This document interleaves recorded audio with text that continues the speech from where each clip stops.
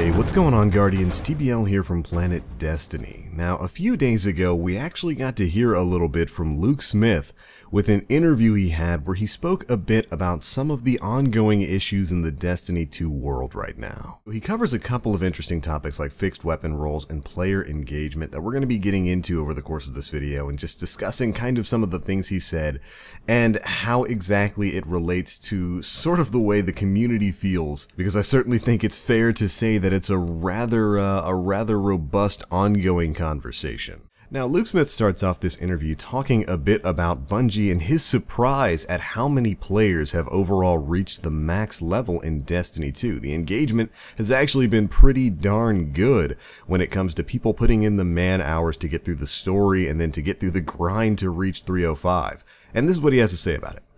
There have been some pleasant surprises, but there are some that ask you to be introspective about them too. An extremely high percentage of players have both finished the campaign and reached the level cap. Like a shocking number of players. I think that's a really interesting data point, and the team should really be proud of that. It means that when people enter the world, they're sticking around. I think one of the things that we've got to make sure we're doing right is, if you play for 80 to 90 hours, are you happy with where you got your character to?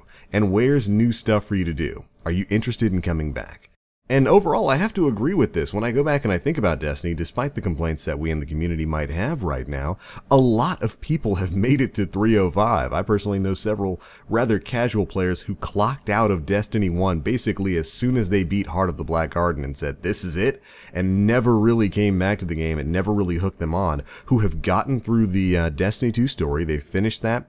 They've gotten 3 characters up, and at least 1 or 2 of those characters is 305. So obviously there is something there in Destiny 2 that's hooking in players and getting them to stay tuned to the game while they complete the grind up to 305 at the very least. So yeah, that's definitely a bit of good news, and I know Bungie's certainly happy to see that player engagement, at least on the wide spectrum, has been a little bit better with Destiny 2 than it was at the launch of Destiny 1, because remember, it was rough after people beat the story there. But then, of course, the question moves to what do you do after that? What do you do after you've put in 80 to 90 hours, gotten to 305, beaten the story, run the raid? What do you do from there? And that's kind of the predicament a lot of players find themselves in, and the article mentions that. It goes on to state, that said, the most dedicated players are now quite disappointed that there's no current incentive for them to keep playing. Partly, that's because weapon perks are now fixed rather than random, which translates into a lot of duplicate weapons. And that touches on something else that the community's really been talking about. Of course, with the fixed weapons, it means, you can get 15 of the same gun and it's not really anything special because they're all the same gun. He goes on to state that, I'm still a pretty big supporter of the change. I believe that ultimately, the Destiny franchise is heading towards becoming a collection game. I understand that we have shortcomings there right now that we need to address. With respect to making duplicates matter, this is still one of the things we have ideas for. And now, this is an interesting quote because, of course, Luke Smith brings up the notion that Destiny 2, they want it to be a collection game. So rather than there being an infinite number of possible roles for a weapon or whatever, they want you to be able to actually collect everything in the game. And I mean, I think it's actually rather apt for the state that Destiny 2 is in right now. Right now it is kind of a collection game. You can get everything, and then it kind of means that getting duplicates of those things doesn't really affect you as much. And thankfully that's something that that Bungie seems to be aptly aware of and still trying to evolve their views on.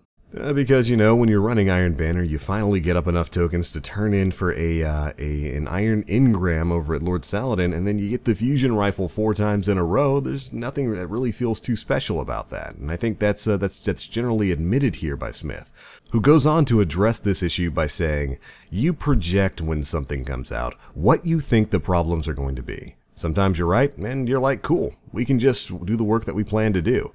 And sometimes you're not right, or you have something else come up that becomes a higher priority.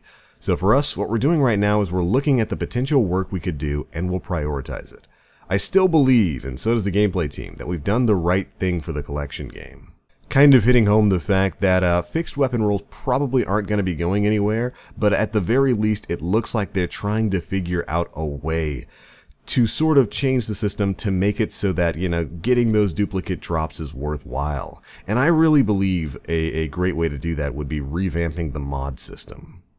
You know, if Bungie wants to leave the fixed weapon rolls, I think that's fine. It kind of helps with the collection aspect they're trying to push for either way. But I do believe, and I think I've spoken about this on several other videos here on the channel, so I'm going to try not to beat the dead horse too much, but I really feel like the mod system for weapons is underutilized right now. All it really does is give you a bit of bonus light for your weapons, or allow you to change the element on your guns, and I think that's a missed opportunity.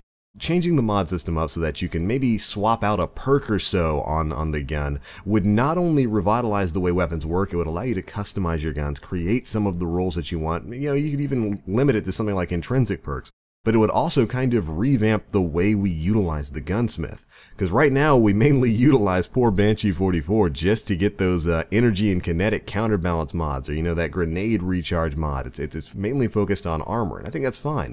But really, I think a great way to kind of increase the feeling of uniqueness with these weapons, to make it so that, you know, getting these guns is worthwhile, would be a way to improve upon the current mod system so that you can use it to just customize your guns just a little bit. I don't think that would be a bad idea at all. But that's just one thing going on with Bungie right now, and there are certainly other things to discuss. This notion of Destiny being a collection game, I think it's interesting. Like I said, I think it's apt for the way Destiny 2 is being handled right now, but there are also some questionable bits there. They want it to be a collection game, but like a lot of the stuff that you farmed factions and reputation and stuff for, like faction class items and faction ships and faction sparrows, like the Iron Banner Sparrow, all that kind of stuff is missing in Destiny 2 right now. It's basically all Eververse items, which is definitely a little bit weird. I still think it's a really crazy choice to not have any strike-specific loot in Destiny 2 at all. I think that was a fantastic decision that was made in Destiny 1, and I really don't understand why it's not there, especially if you're trying to make this a collection game. There's your incentive to continue running strikes. You're trying to get specific gear. They could have armor sets or weapons tied to strikes, and for whatever reason, it's just not there. And then on the glamour front, of course, we've got ornaments. I recently went back and played some Destiny 1, and just looking at the legendary ornaments that we had for raid gear and for like the story gear for the Rise of Iron was absolutely incredible. That was great. That was worth grinding for. And that kind of stuff, that kind of collection based stuff, is just overall missing right now in Destiny 2. And I think that overall, if their goal is to make Destiny 2 a collection game, then, well, people are going to be looking for stuff to collect that isn't just tied to the Eververse store and, you know, bright engrams or microtransactions. But to be fair, the game's been out for barely over a month, and I'd imagine there has to be some kind of content coming, especially now that they know so many players have tacked on and have completed the story, gotten to max light. I'd imagine there has to be some sort of bridging content to come out before the DLC to kind of add some more things for you to do, add some more things in for you to chase, and I really do hope that's the case. But anyway, Guardians, I've rambled on long enough about this topic. That's Luke Smith's interview. Those are some of my thoughts on it. I want to hear some of yours. What do you Guardians think? Because this is, of course, a really hot ticket item in the community right now. Everybody's discussing in-game. Everybody's discussing loot. And I want to know what you guys have to think about Destiny 2 being a collection game, what they could do about the fixed weapon rolls, and, you know, the kinds of things you would like to be collecting. Would you like to see some strike-specific loot come back? Would you like to see ornaments? Be sure to let me know how you Guardians feel down in the comment section below. But I'm out for this one. Thanks so much for watching. And as always, I am the Black Link. You Guardians, stay frosty.